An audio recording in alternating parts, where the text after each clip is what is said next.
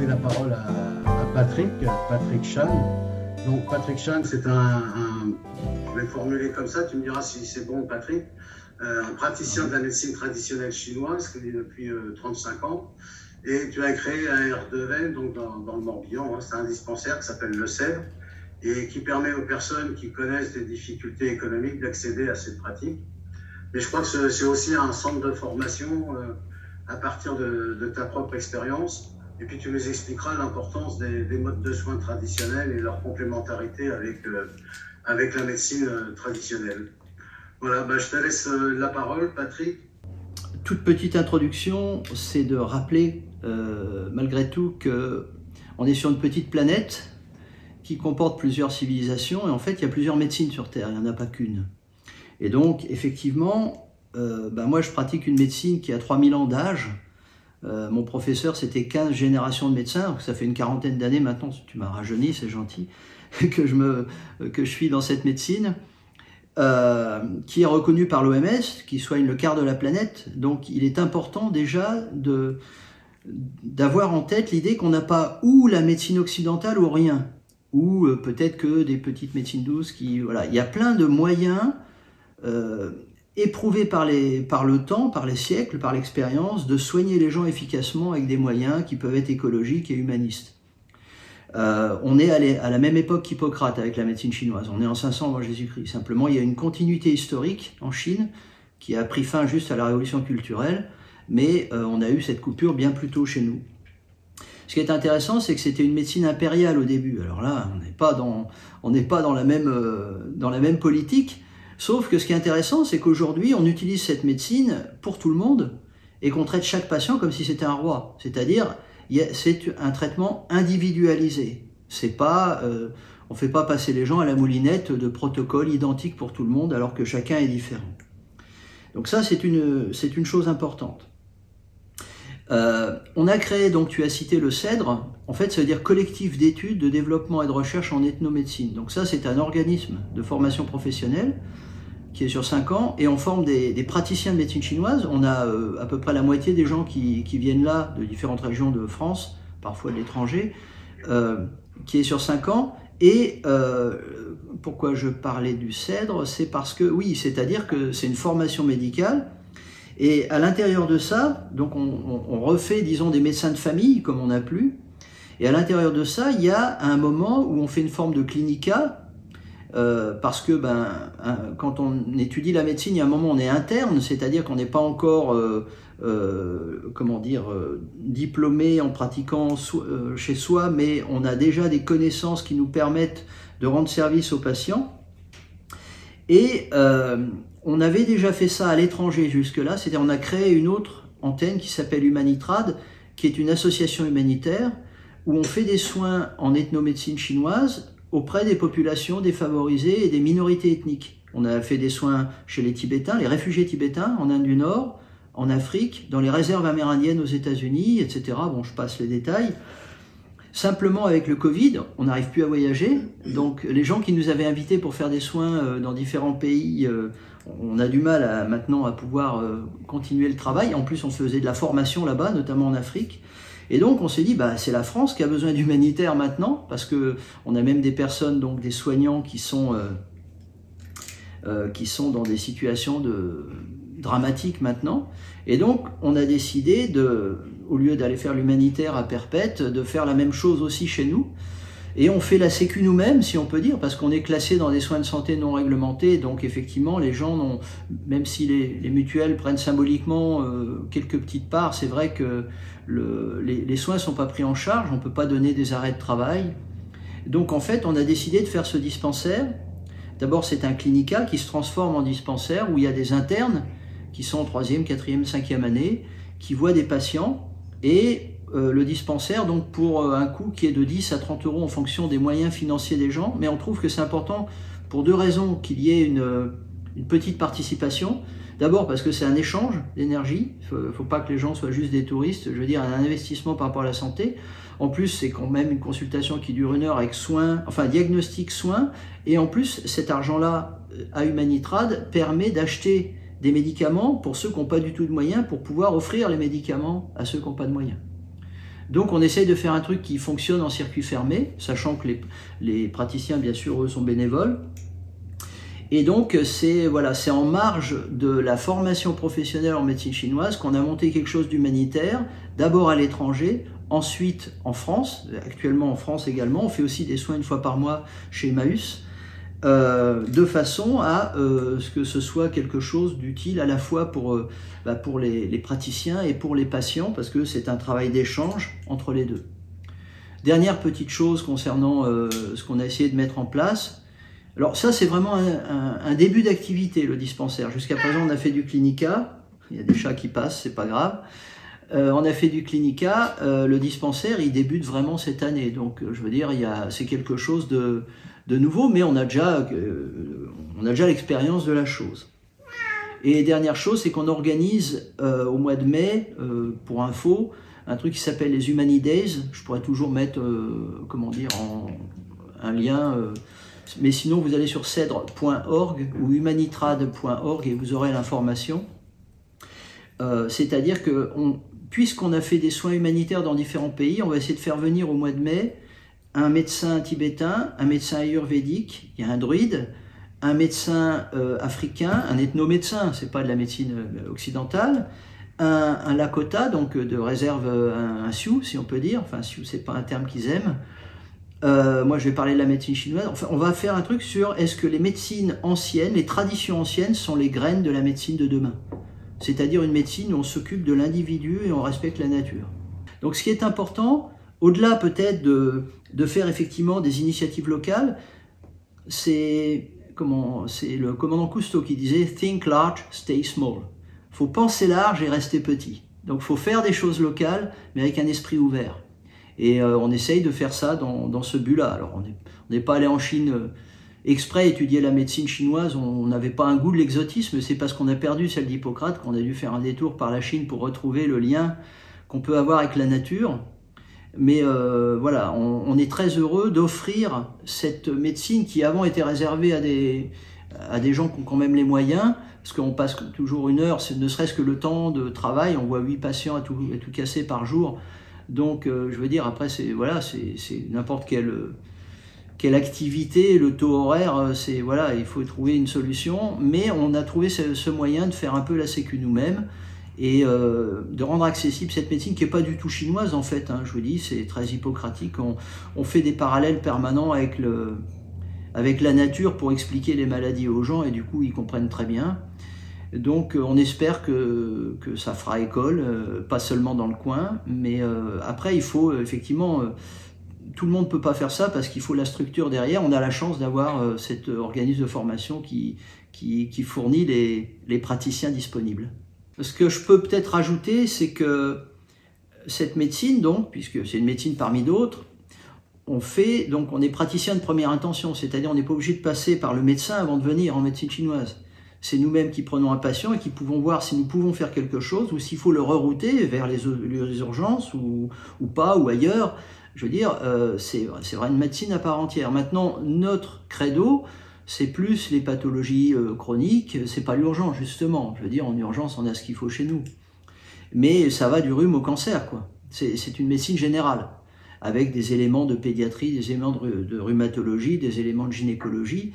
Donc c'est vraiment du médical, c'est pas simplement, c'est pas médecine douce au sens où on pourrait l'entendre simplement. C'est-à-dire il y a un diagnostic de poser et il y a des traitements de proposer.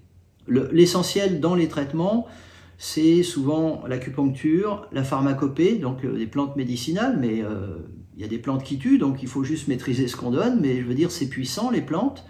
Il y a une forme de psychothérapie dans certains cas, il y a du massage, enfin il y a plusieurs outils thérapeutiques. Mais c'est des outils qu'on avait aussi chez nous avant. Et les conseils associés au diagnostic sont importants parce que les patients ne sont pas tous les mêmes et on doit parfois donner des conseils opposés à des gens très différents. Merci Patrick. Je t'en prie. Marjorie, tu as une question? Alors oui, vas-y Marjorie. Oui, alors, première réaction du chat Facebook, Stéphane qui trouve que ton intervention est très intéressante.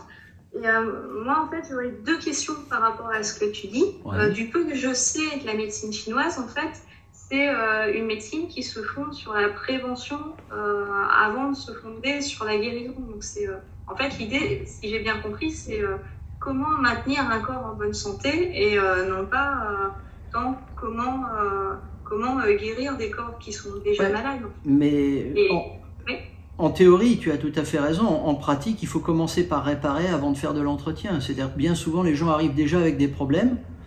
Et donc, il faut d'abord montrer qu'on est capable de les aider à régler un problème avant de faire en sorte que ça ne réapparaisse pas. Dans le temps, le médecin de l'empereur, forcément, lui, il était payé pour que l'empereur ne tombe pas malade. Mais on n'en est pas là. Et puis en plus, pour ça, il faut que le patient écoute les conseils qu'on lui donne. Et c'est pas toujours le cas. Des fois, on répète des choses. Bon, les gens, ils font après ce qu'ils veulent. Mais donc, on n'a pas cette possibilité forcément de maintenir toujours les gens dans un état parfait. Mais disons, être capable... Bien souvent, la réalité, c'est qu'on a des gens qui ont fait une errance thérapeutique, qui ont essayé plein de choses, ou même qui sont dépendants de plein de médicaments et qui ne savent plus comment s'en sortir. Et il faut les aider de se dépatouiller de tout ça. Donc, il y a la théorie et la pratique. Mais en pratique, souvent, on doit déjà traiter, rétablir une situation qui est plus ou moins complexe, avant de faire de l'entretien. Effectivement, il y a des patients qu'on voit 1 fois l'an, 2 fois l'an, 3 fois l'an, et ça suffit. Parce que l'idéal, c'est de faire juste des révisions. Mais il faut souvent passer par une case un peu plus thérapeutique, malgré tout. La deuxième partie de ma question, ouais. Je ne sais pas, tu m'autorises, Jean-Jacques, à la poser? Oui, vas-y. Parce que du coup, par rapport à cette question de prévention, par rapport à la politique sanitaire qu'on a aujourd'hui en France, il me semble que l'une des failles de la politique sanitaire en France, c'est précisément de guérir, par exemple, des pathologies qui sont déjà là et qu'on pourrait largement éviter. Je pense notamment aux cancers liés à la pollution ou aux maladies chroniques liées au stress, qui sont de fait des maladies, des pathologies sociétales et politiques, autant que des pathologies de santé. Qu'est-ce que tu penses de ça ? C'est pour ça que je disais qu'il faut agir localement et penser large, c'est-à-dire qu'il est évident que les causes majeures des grandes maladies sont sociales. Maintenant, le problème, c'est que Confucius disait le mauvais médecin soigne la maladie, le bon médecin soigne le malade et le grand médecin soigne la société. Moi, je ne prétends pas être un grand médecin, je suis apolitique. Simplement, on rappelle aux gens qu'il y a des façons de vivre, des façons de réfléchir qui peut-être leur permettraient de ne pas retomber dans des ornières et de peut-être faire attention quand ils votent. Ou, bon, après, c'est autre chose. Mais effectivement, quand on voit de manière récurrente qu'il y a les mêmes causes qui génèrent les mêmes effets, on voit bien que la façon dont les gens vivent, dont ils mangent, dont ils pensent, génère tous des trains de pathologies, des dépressions, des cancers, des tas de trucs. Et on voit bien, on va éviter de parler du Covid parce que sinon c'est fatigant, mais on voit bien les manipulations qui sont à l'œuvre.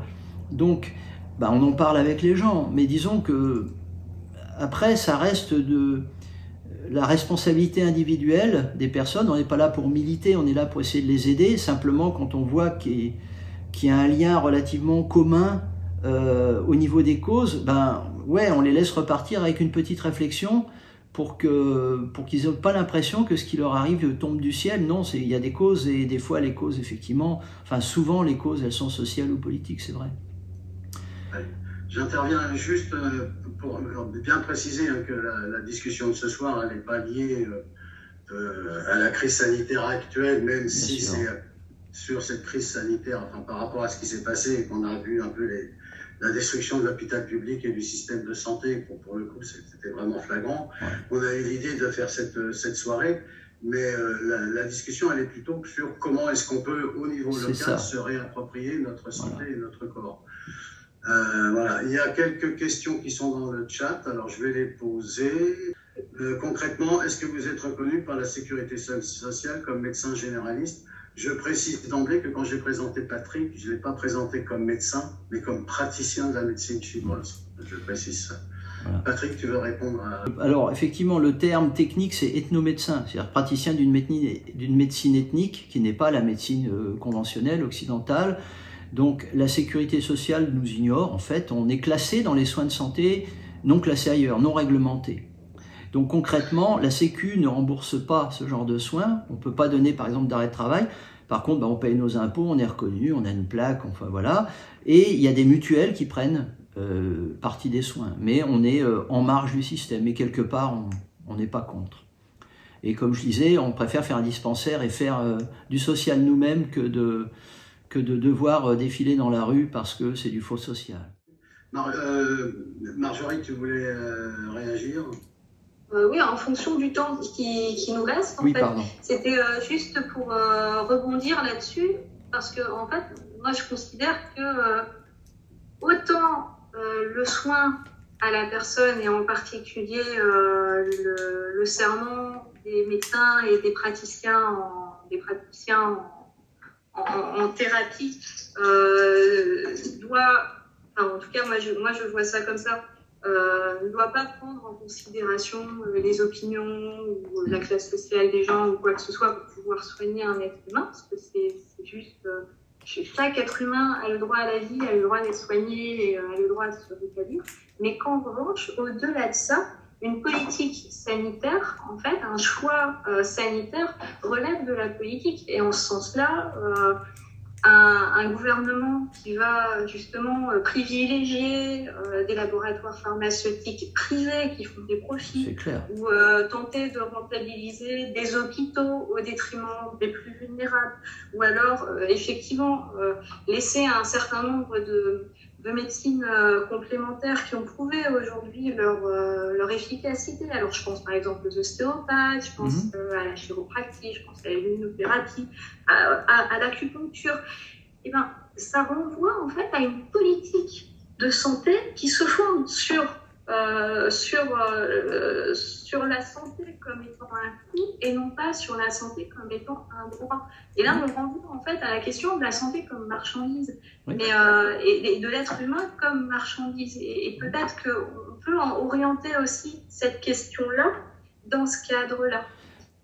Complètement d'accord. Merci Marjorie. Ouais, juste, j'ai une question peut-être et ça permettra peut-être d'enclencher aussi le truc, parce que moi, ce qui nous intéresse aussi, c'est de voir pour créer ce dispensaire, parce que l'idée de cette soirée, c'est aussi d'avoir des idées et comment est-ce qu'on peut éventuellement les reproduire ailleurs, autrement, sous une autre forme, mais reprendre les idées pour pouvoir au maximum contribuer à développer la médecine au niveau local, quoi. Enfin en tous les cas le soin. Voilà. Et donc c'est peut-être un peu long, je ne sais pas, mais si tu peux prendre quelques minutes pour dire un peu, mais concrètement, comment vous avez fait quoi, pour créer ce dispensaire, les étapes administratives, enfin, sans passer 3 jours dessus. Mais voilà, parce que je pense que ça peut être intéressant aussi de savoir comment vous avez fait. Quoi. Et on posera la même question tout à l'heure à notre ami médecin. Le seul aspect administratif de la chose, c'est d'être passé par la voie associative. C'est-à-dire que il a fallu créer au départ un organisme de formation professionnelle pour l'enseignement de la médecine chinoise, mais si on fait, parce que ça m'est arrivé, j'ai voulu faire de l'humanitaire, on m'a invité à aller en Roumanie avec l'école, et en fait j'ai eu un redressement, j'ai payé des amendes parce que j'avais fait de l'humanitaire avec quelque chose qui était juridiquement en société. Donc il faut faire une association humanitaire pour faire quelque chose de nature humanitaire. Donc l'associatif permet ça déjà. Ensuite, effectivement, le problème, c'est qu'il faut... nous, c'est le Cèdre qui héberge ce truc-là, mais il faut des locaux, il faut des praticiens, il faut une gestion des rendez-vous, des patients, il faut du bénévolat, il faut des compétences, donc il faut réunir tous ces paramètres pour que que ce soit possible. Je ne saurais pas dire dans d'autres domaines comment ça peut être faisable, mais c'est clair qu'il y a un certain nombre d'éléments. Il faut quand même que ce soit viable, je dirais, c'est-à-dire que je parlais des médicaments, c'est-à-dire qu'effectivement on peut pas toujours on peut donner du temps, mais moi ça m'est arrivé souvent de régler pour des gens qui n'avaient pas de moyens, mais il y a un moment ça va plus, donc l'idée qu'il y ait une petite participation pour que certains qui puissent pas du tout puissent avoir des plantes, par exemple, certains traitements gratuits. Et on voit beaucoup de gens qui donnent de l'argent pour le Téléthon ou pour que sais-je. C'est des sommes faramineuses. S'il y avait le centième de ça pour des soins locaux, ce serait l'Amérique, quoi. Mais voilà, les gens ils suivent ce que dit la télévision, quoi. Mais non, il n'y a pas grand-chose au niveau juridique. Le tout, c'est de faire ça dans le cadre associatif parce qu'on est entre nous. D'accord. Il n'y a pas de réglementation ou de choses comme ça qui interdisent ou qui freinent Quand c'est une association, on est membre. Et donc, ça se passe entre membres. C'est quelque chose de privé. C'est pas comme ouvrir une activité tout public. C'est un club, quelque part. Ok. Donc on verra la différence tout à l'heure avec Boris qui va nous rejoindre plus tard. Peut-être, oui, il y a peut-être d'autres solutions. Quelqu'un qui est médecin a peut-être d'autres possibilités du fait qu'il est dans un système déjà médical organisé. Mais quand on est déjà dans un système, disons, un petit peu en marge, le système associatif s'y prête bien. Ok.